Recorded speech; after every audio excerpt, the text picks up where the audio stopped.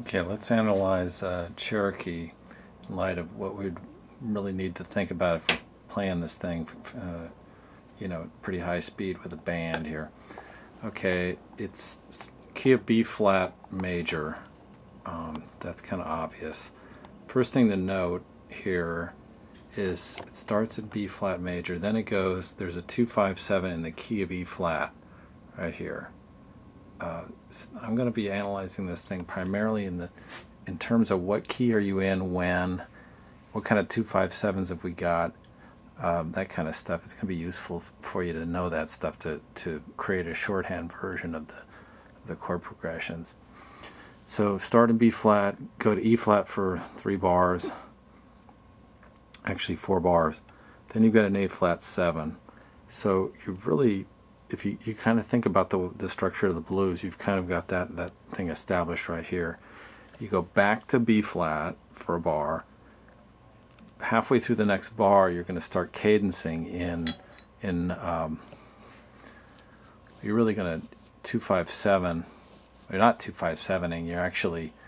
You just got a D minor 7 followed by a C7. Essentially, you're cadencing in F. The D minor 7, you could think F. The Dorian would be C, but F is the natural minor.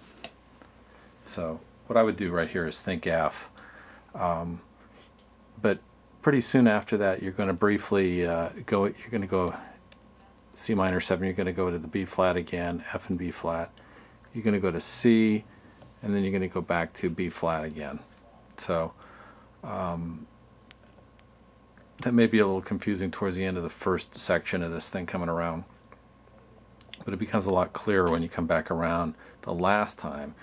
Your cadence coming off this first section of it, when you're in B flat again here, your cadence coming off of this last one is a clear 2-5-7 in B flat major.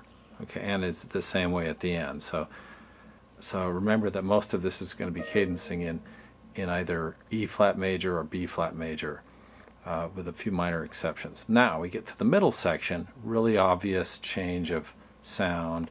It's one of those things that just makes it really obvious that this is Cherokee. It's one of the things that the jazz players like about this. We go up a half step and we're now cadencing in B major for 4 bars.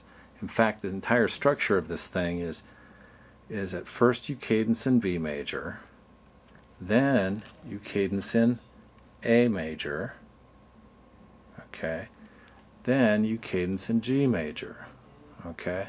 So you're going down a whole step. You're going B, A, G, and then finally F. Okay, but the F one down here is shortened. No longer are you going 4 bars, you're going 2 bars.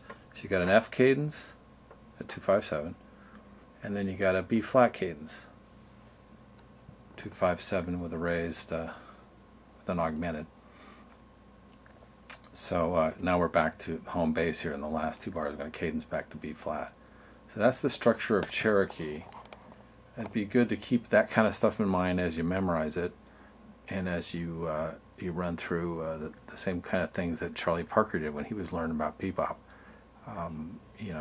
Obviously coloration is probably not wise of me to just give short shrift to the G7 sharp 9. Frankly, that's a perfect place to do like an A flat based fully diminished 7th type of a thing. So it will pick up that flat 9 really readily. You'll have A flat B, D, F, all that stuff. You could probably lay in one of the diminished patterns that you've practiced right there, and it's going to also set you up pretty nicely for the altered F's dominant coming back to the B flat. Great tune by Ray Noble, Cherokee.